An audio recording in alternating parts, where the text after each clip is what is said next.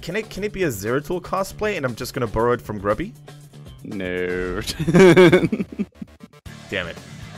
Like, we choose each other's. Like, if I beat you, I choose which one you have to do. Can you choose Zeratul for me? No. Damn it. By the way, take a look at Towers of Doom here, by the way. Very, very cool to see this spectacular map coming back into the fray. And the very curious thing about this is neither of the team has won on it, whereas KT is looking a little bit more shabby than their opponents who haven't played a single map on this one. So, ladies and gentlemen, there's a lot of hype going on for the first game ever on Towers of Doom on the side of Beyond the Game. So cool to see. Now, this is super useful, actually, for CE to see, because now they get to see BTG, who are currently tied with them in terms of positioning, how well they play on one of their go-to trump card maps. If it turns out BTG are really good on this map, then CE knows that, maybe this trump card will not be as effective. It's definitely a gamble for KT to make here. KT has yet to win a game. They had 3 chances in the past already, this season and last season. They were not successful. However, we do not know how good or bad Beyond the Game are on this map. It could be, you know, a brilliant call, actually, by KT if they catch BTG off guard. However, it could also backfire tremendously because I think BTG is a team of a caliber where they do not have a weak map. I would agree on that. They are very solid on everything. Not the best on every map, but they're solid enough on every map that you don't need to worry where they play. You just know they're going to put on a good game. Tetcher, HGC China refuses to follow the rules. They pick an Uther into a Lunara again. So they really need... I mean, it did work in the past. Don't get me wrong. It's not an auto-lose. Yeah, but... Are they going to pick a double support now, or are they going to pick the likes of Tassadar, maybe the likes of Tyrael to help supporting Uther a little bit, or are they going to try the same thing that KT tried to do in the first game, just go full-out aggression and try to force the issue before Lunara gets that poison damage in a long fight? It's a marvelous question. The second support seem from our Western ideology, a second support seems like the most reasonable course of action. Or really heavy burst. Just burst down, but once again, we've already seen that Aegis can counter that. Now, one thing we have to consider, Tetcher, no Uther for Genshuo. And it could have been a possibility for them to maybe go for the double support. So maybe it was just a preemptive measure by BTG to deny that without wasting a ban. But still, I remain a little bit skeptical. I mean, if it weren't BTG against KT, let's say if it were 2 teams facing each other on the same page, like let's say SCE and SBT, then I would call it a heavy mistake. However, for BTG, though, being the better team in terms of individual class, I think it's still compensatable. So here we see the potential option for, like, with this combat, there's a good chance that they will go, KT will planning on going double support. Right. If we're going by the fact that Genshuo has shown a very limited hero pool. However, right now with Tassadar banned, he could still go for a Rhaegar or something like that. If not, there we go. Like I said, I was going to say there was a possibility for BTG to ban Rhaegar and force him onto another new hero, have him show a third hero.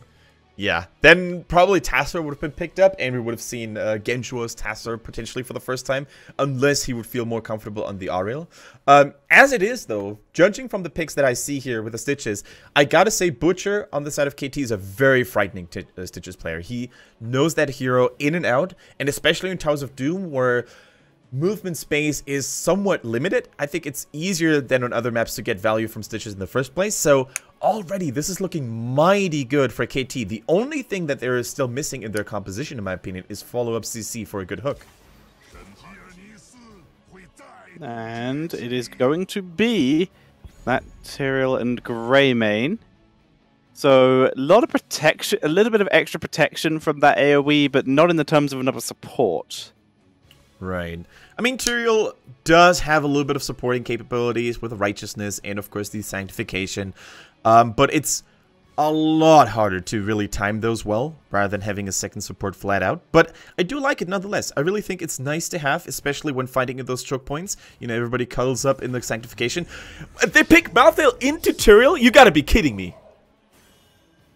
Curiouser and curiouser. That is interesting. It does once again increase their AoE damage even more. Who knows, maybe we will see a open division style of going for last rights here and just trying to time that out, but make it so that Sank can't just only be used to counter the Tormented Souls.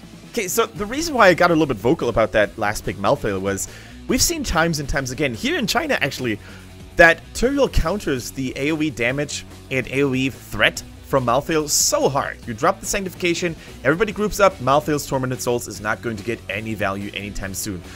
Also, there's an Uther with, let's say, a Divine Shielded Genji. That's even more protection. So right now it's going to be really hard for one of the key assassins on the side of KT to really make something happen, Tetcha. I'm a little bit worried, especially if you consider the timing and teamfighting skills by BTG that highly.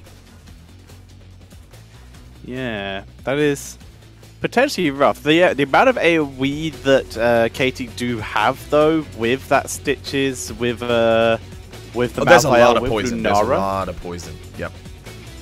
Yeah, like, honestly, I wouldn't hate the open division style of going for last rights and just forcing the Sanctification out on something else.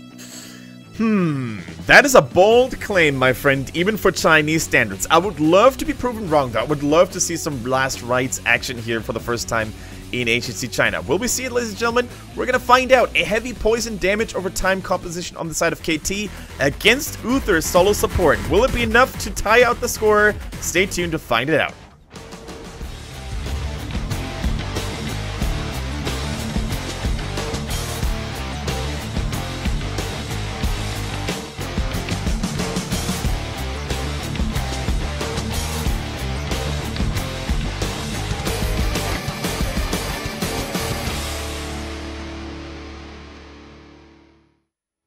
Team known as Beyond the Game on the left-hand side in the blues, currently leading 1-0, are being represented by A on the Genji. 619 plays Tyrael, Fish is rocking the Dehaka, MJ, who played so well last game on Uther, ST plays Greymane. And on the right-hand side, it is, once again, Kudos top. And it's T-Die on Rhaegar, Neptune on Malthael, Genshuo on the Ariel, Seeing on Lunara, and Butcher is on the Stitches. It's a Triple Angel game, Kendrick, but they are on different teams. Yeah, they are in different teams indeed. However, in straight-up comparison, I would actually label Tyrael the most powerful Angel here on the battlefield, simply because he brings so much against his brother, his fallen brother Malthael. And, you know, Ariel... okay, never mind. Ariel's pretty powerful, too. I was going to say... If you go by pick rates, then Ariel is absolutely the most powerful. She is highly prioritized above the other two. Actually, even Malthael is prioritized above Tyrael, but I kind of agree with you that I think Tyrael has more general use. It's just that Malthael is currently pretty good in this current meta. Yeah, it's really cool to see how teams have slowly but surely, you know, found a way, or actually two ways of dealing with Malthael, who has shown up so frequently across all the different regions. The first one, as you mentioned, is Tyrael, and we can see it here on the side of BTG. The second one, especially popular in Korea, is the Lucio, dropping a sound barrier to really prevent all that AoE damage from the Tormented Souls. It's going to be interesting to see whether Tyrael is going to be enough or not. Now, T-Die plays a very dangerous game, actually running into 3 enemies. Unfortunately, fortunately for him, the Dragging Tongue did not land on his brother Malthael. ST was able to drop a lot of harassment damage, though, with his auto attacks, but not too bad. It's Rhaegar. He's able to heal up, and even in 2 levels time, he's able to take the tongue. Here comes Genji from behind, trying to look for Genshuo here, or for Sieg. Eats, like, every tower shot ever, and so far, it looks like it's going to be the counter kill by KT. Yeah, they need to be careful. Lunara has increased movement speed. She was almost able to catch up to the Gengu, who was getting healed by Uther in the last second. But as you said, Genji definitely going in too aggressively. He also missed the Swift Strike, going completely off, taking a lot of unnecessary tower damage in the result.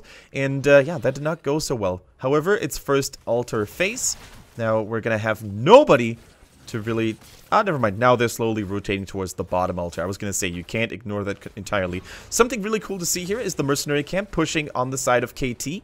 That's definitely going to distract the attention for BTG. Greymane actually forced to take care of it. And if they do not pay attention, they might fall victim to a double altar play on the side of KT.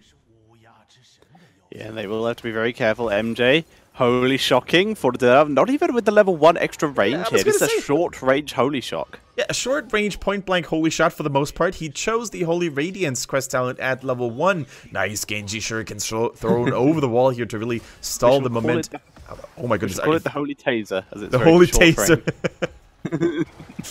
Dahaka ditching out on this straight away, trying to come down to bot lane to try and win this instead. They already have control of their own, so all they need to do is to get 2 somewhere, and if they can get it here, that's just as good as getting it up top, and that was a very easy kill for Fish to pick up. Now they're looking for more kills instead of channeling. Finally looks like Fish is going to, as we see a good drive back from BTG, nearly losing Greymane thanks to a hook, but everyone lives, they get the shots, they come out 2-1. Even if Greymane had died there, that could have potentially bought enough time to really let that channel go through. So, either way, of course, him not dying is the preferable option, and as such, good first altar phase for BTG, grabbing 2, whereas KT was only able to get 1 of them. This time, the Genji Swift Strike also landed on almost the entirety of the enemy team, so well played by A this time around. And slowly but surely, I start to think that, you know, BTG, if they played like they do right now, they got this. If they don't really overextend their welcome, if they play it patiently and carefully, they definitely have what it takes to really shut down KT. I do want to mention that Uther build, though, once again, Tetra. The level 1 is nice if you want to have a little bit more AoE healing because of the cooldown reduction of Holy Radiance. Gives a little bit of mana back as well. However, I haven't seen a build like that before. Quite frankly, I do not know how strong it can be. Never seen the two combined together. I mean, they just picked up a kill there, and they're trying to look for more. See it getting chased down. Genji once again, hard as you can, please. Gets taken out. MJ may be going down as well as Malthael is starting to tear. Gets 1, gets 2. Didn't pick up the Greymane though. Greymane was able to escape.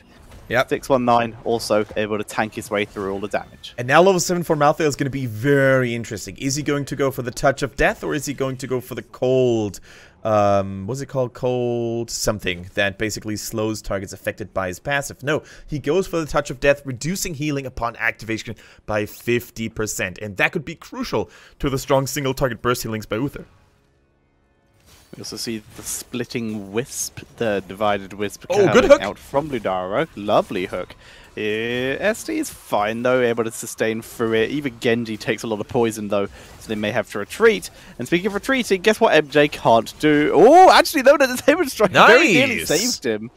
Yeah, Saber Strike nearly saved him, pushed him through Butcher goes for the blind hook over the wall. Actually, it wasn't that blind because a beautiful Lunara Wisp was hiding in the bush there. So well played by KT, really utilizing the value that this dividing Wisp can bring to the table. And a nice hook made sure they maintain a numbers advantage. They also keep track of the cooldown here for the mercenary camp, immediately grabbing it. And Neptune Malthael is not afraid to face 3 adversaries at the same time. Genji deflecting a little bit of tower shots for additional damage, and I think they're going to take him out, but time was bought and space was created here to get this mercenary camp in the bottom.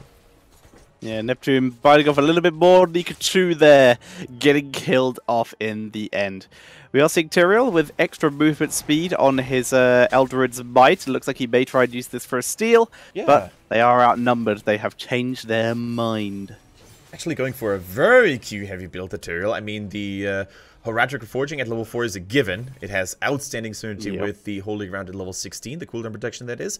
But as you said, the Angelic Momentum here for the additional movement speed, very cool to see. I haven't seen this one in quite some time. It's nice. It's level 7 is actually a really flexible talent tier for Tyrael.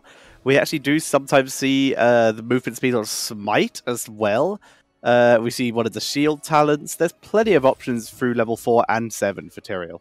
And now level 10 is imminent, Tetra, and this is, I would call that BTG's greatest power spike in the game, with access to Sanctification, the Dragon Blade, the Divine Shield, the Go for the Throat. There's so much combo potential and counter potential now for that Malthael AoE damage. It's going to be really interesting to see if they can turn the tides, because so far in those team fights, I would have actually given sway for the most part to KT. They're doing an outstanding job here keeping track of BTG's movements.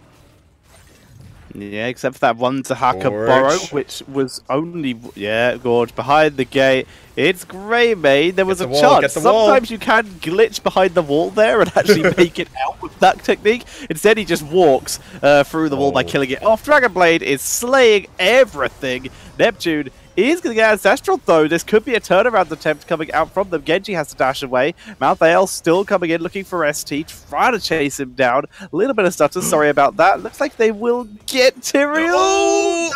They get the Greymane, though! That'll do. That will do. They get the Greymane, but keep in mind, guys, this was a 4 versus 5 team fight. Fish and the Haka being a little bit of douchey, scummy, not joining the fray, but getting so much value elsewhere. Pushing that top lane all the way to the forward, damaging it a little bit, and then using his Brush Dogger to get that bottom altar. So in the end, in terms of global achievements and map objectives, it was a winning trade for BTG. However, once again, a good team fight, and especially that Malthael proving to be a little bit of a problem for KT. Yeah, and it's actually only 6 kills to 5 in favor of KT, but XP is almost equal. BTG with a tiny lead, like a tower worth of lead here. Exactly. So this game already, Tetcher, is going a lot closer than the previous one, and we do have to give it to KT for the fact that they are currently 0-3 on Towers of Doom. They play this map very nicely, especially mad kudos to Butcher on that Stitch, just landing hook after hook. Don't you mean top kudos? Oh, top kudos to the Butcher. Top yes, kudos to Butcher. That's but very there's fancy. one thing to remember, though. They can win all the team fights they like, but if their core reaches 0 first, they still lose. And as such, they are only a single one, but they are an alter behind BTG at this point. Yeah, it's not a whole lot, but if that trend continues, Tetcher, even if you just lose 4-0, in the end, all that matters is core HP. And if BTG maintains this healthy lead, they're definitely going to win the video game. So, let's see. 2 altars have spawned, 1 on each side. Are both teams going to split it, or is KT going to turn on the heat a little, trying to invade with the Stitches, trying to go for that aggressive Gorge play once again? Let's see. Seeing 619. Just hovering around for the moment, doing his tank job correctly. He is one of the few heroes who will survive a blind hook, so therefore he is the one who is bush scouting. He is the one keeping an eye out, making sure he doesn't get ready to see. He sees Lunara, sees Malthael, knows exactly what's happening, slows them down, giving the Greymane enough time to channel. Beautiful saving there.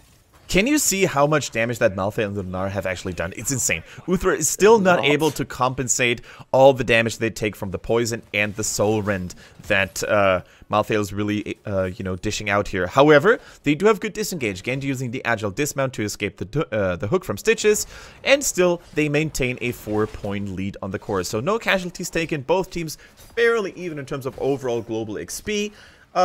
Adaptation, by the way, I really like this adjustment coming in from Dehaka. Normally we're used to seeing isolation a lot, but the additional self-sustain is going to keep him safe and sound against all that sustained damage. It's very safe. It's all damage over time, so he can just burrow for the last bit of adaptation to make sure he doesn't die right at the end. It's beautiful. Absolutely perfect for him. 619 is starting to poison, as has been his wont almost the entire game. But able to shield up, grab a fountain. Now it's just going to be about defending this sapper camp. Yeah, 3 sappers are knocking at the door here. And the cool thing, if you have a Stitches in your team is... harvest. Yeah. Oh, nice. Nicely done. And the hook goes through. The cleanse was a little bit too late. But yeah, just a millisecond.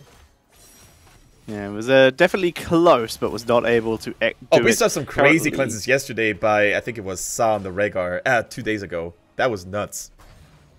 It's weird not saying yesterday, isn't it? Yeah. That one day has thrown everything out of whack. As we do see Butcher, he sees Uther. That would be a beautiful target for his hook there, but is a bit more patient with it. Is looking for... Oh, that's a good one, too. Finds Genji. Genji's going to be able to dash out. They don't have a follow-up stun, so this isn't going to achieve anything. Still a lot of damage done, and keep in mind Uther doesn't have the greatest of sustain, right? He had to use 2 abilities that have a fairly high cooldown already, and still Genji's not full HP. So if you weaken down a Genji, you basically shut down his killing potential a lot, because he can no longer go for those kamikaze crazy plays, right? Now, ooh, that was a close one on the Greymane. That would have been a disastrous hook, I feel. Now, this time we have 3 altars, Tetcher. Keep in mind, Dehaka does have the advantage here of getting global. Nice cleanse here to keep Stitches safe and sound. Yeah.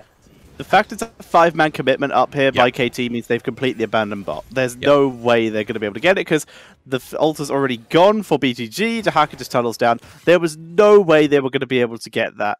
So just by being up there, they gave that one away and put themselves even further behind just for the sake of potentially taking a team fight. Yeah, in the meantime, I just had a massive lag plus some freezes. Refreshing now. Same here. I'm currently sitting at 6 seconds. No, that's not good enough. 7. Okay, now I'm sitting at 7-2. Even better. Nice. Taking it, as we do see KT moving down once again, looking for those fights before level 16. Yeah. And once again, very reminiscent of last game, BTG. Nah, can we cancel for the day? Like, I just want to stay at home and watch Netflix. We'll meet up later. The thing about KT is that the more the game progresses, the more in a pinch they're going to be at, because they rely solely on those Stitches hooks. If they don't get a pick this way, they're not going to be able to really catch someone, because there's so much disengage, with that Turiel being slippery as hell. So for the same for the Genji, having his Swift Strike and the jump ready, of course, then Greyman could get out. And if all things fail, there's still a Divine Shield plus Signification. So time is running short here for KT, and this time they're the ones who are getting engaged upon. Yeah, and they're getting engaged upon pretty hard because it's been visible that Greymane is in top lane. Down goes Stitches. Neptune will drop as well. A very nearly goes down to tower shots. Get him, Rhaegar! As Rhaegar goes in for Tyrael. Oh, baited! Sank was unnecessary there. That was just overkill. Hey, it looked cool, right? If you bait someone, you might as well look good while you're at it. So I liked it. I liked it. I do too. As much as I don't believe it was necessary, it looks cool. It did protect from the AoE damage from Lunara, which might have put them in danger, so I'm okay with it. Yeah, and, you know, I mean, it was just so well played by BTG. They patiently waited for their moment of getting 16, and KT was so close at catching up, but it was not meant to be this time around. Now, 2 altars have spawned.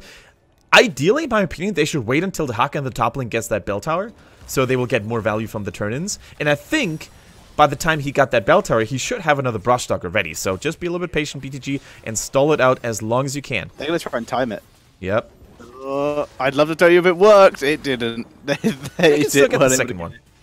Indeed. The Haka's tunneled down, so they're going to attempt to do that. 619 takes all the poison damage once again. They're going to attempt to try and grab top. Sank's down. This is the thing. Using it earlier for that kill means they don't have it available now.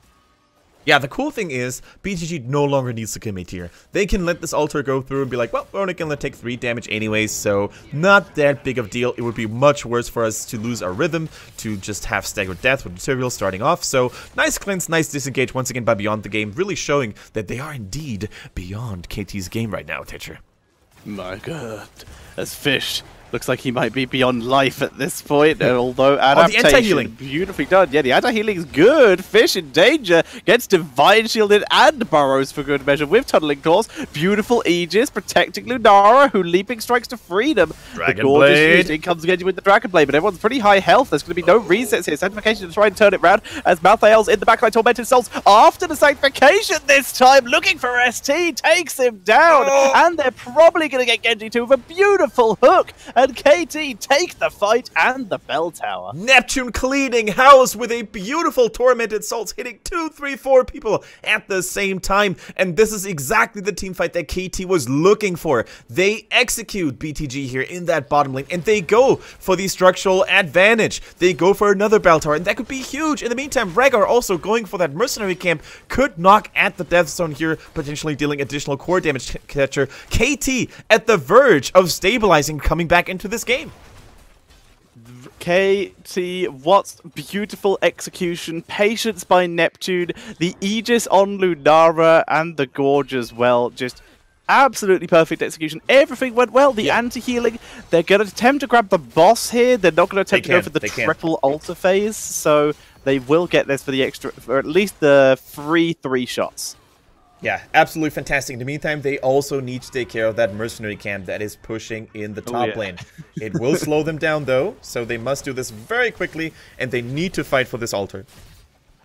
Yep, Cam gets wrecked, and as such, they're actually... Wow, both bell towers go back over. It's still going to be 3 shots. That's so much experience, Tetra. They're not 20. They're 20 now. That boss was a mistake. They really should have just taken back their own bell tower. True. In the end, you can really say that the boss cost them too much time and gave BTG too much time to actually recapture all those structures, get all the juicy XP, and now fight with the Storm Talons. Big mistake. Here's Dahaka, he's found Neptune, drags him in, there's the Sank right at the same time as the Tormented Souls. That's what we like to see. Genshua with an Attainment Strike trying to keep his team alive, and is doing a good job. A gets taken down, Genshua loses his life. Wow. ST goes down, 2 for 2, as we're seeing Butcher. The turnaround! Low, gets his shield, 619 taken Run, out with Butcher! the hook. Run, Butcher! Oh! Down he goes, 2 for 2. Healer and damage dealer versus healer and tank. Very stun heavy from BTG. Where's Fish going? Fish, get involved! MJ is gonna get taken out. MJ, the hero, he tried in vain, but the cheeky dinosaur was not with him. No problem. He's got the redemption up, so he's gonna come back to life with his holy might. And oh boy, KT turned this around in spectacular fashion. Beautiful stuff there. The trade value by Turiel, insane. Not even the tanky stitches could dodge that one. And I think Beyond the Game just got a little bit too greedy, a little bit too overzealous here. They dove in deep into that bell tower. Genji had to pay the blood price, and Greymane followed shortly after. And those are exactly the mistakes that KT was banking on. And all of a sudden, Tetcher, 14-12 is the current score. This is not what we expected. This was BTG's game to lose, and they're doing their best. As we do see top lane finally beginning to be being reclaimed. Cameraman, please stop. Cameraman, please stop. There's a thing. Haka's defending. Okay, he's survived. Aegis has dropped down onto Lunara. Good leaping strike. Ancestral healing. Keeping her alive. Tyrael is dropping down here. Sanctification. No, stop. Having to be used to keep him alive. Holy ground. He's taken out. There's a gorge. That's going to be a death zone. It's Malthael versus the worlds here as Uther. Oh, the hook into the death zone. He doesn't have redemption. Oh, no more redemption at the ready because they wasted it a couple of minutes earlier. And it is once again Beyond the Game who just commit for a mercenary camp that wasn't even that important. It wasn't even going to straight up threaten the core. It was just another bell tower in between. And they yet again lose 4 members. With Fish saying... AFK top. What is going on with the Haka here? Fish refuses to participate. Have they just had a comms argument or something? I don't even know. Right now, Fish is going to try and take some mercenary camps, but some sappers... There's some core... There's a big amount of core risk coming in here. I'm pretty sure some sappers were just actually guided in by BTG. And one sapper made it in. So... Yeah, this is going to be... 5 shots each way, bringing it down to 3 core health, and the boss is coming back soon. That's potential lethal for KT. Absolutely true. Man, if you're in the communications of BTG, I can already see it. I can picture it in my mind, you know? Everyone is like, can we fight? Can we fight? Daka's, yeah, go for it. I'm going to help you out. And then the fight is over, and everyone's like, where were you, Daka? Well, my trait was on cooldown. Sorry, guys. Potentially, Haka currently was in the death Now zone. he's using it. Okay. Yeah, tunnelling out. Tunnels back to freedom. Nowhere risky. Just getting himself out of danger. But that's another bell tower going over to KT. But BTG have reclaimed at least their bottom one and can now begin on this mid one. Very important. Every bell tower matters now when you're down to 3 core health. That opens so many winning conditions for a KT. The boss, the mercenaries that walk through, another altar. There's just so many things for a KT to do correctly. It seems familiar. Yup. All in over the mercenary camp. Let's go. Where's the Haka? Not tunneling in. They have changed their mind and are retreating. They were able to claim back mid, even though mid... at this stage of the game, mid is probably the least important bell tower because there's no mercs that can come in. The Haka's coming in. They want to fight. They want to try and get some crazy kills here. Leaping strike, dodging the drag beautifully here. MJ charging forward at full speed as he takes all the damage and dies. Good shield, actually. He may live. Never mind. He has redemption, though. Yeah, redemption is up. That's why Uther went in like a... Oh boy, if Tyrael falls, that could be a problem. Yes, but he can explode and do huge AoE damage to the team. Good splitting by KT. Beautifully done. Genji gets saved there. And wow, not enough. Even with that save on Genji, the boss is up. There's so many kills. Lunara speeding through. Poison does not land. And they are going to be able to just grab this altar, grab the boss. They have every option available That's to them, that's going to be GG. Did you see Turiel's Sanctification was on a 10-second cooldown, and that's when they decided, well, let's go in YOLO! And it did not pay off at all. That redemption by Uther was probably the most useless usage of it I've ever seen. Beyond the game disappointed us, and it looks like KT does know how to play the map after all, and they maybe caught BTG a little bit off guard, but that still is no excuse for the way they executed this team comp and the way they drafted in the first place. So many weaknesses to that Lunar and the Malthael. Not the best game from BTG here, but great performance overall by KT. We cannot take anything away from them. Indeed, and that takes the score between the two teams to a 1-1. Unexpected considering how the game was going, but brilliant news for Challenge, who were tied with Beyond the Game at 12 points. Now they have the opportunity to try and put some distance between the two of them. Their next CE's next matchup will be against the One, though, who they also went 1-1 with in the first week.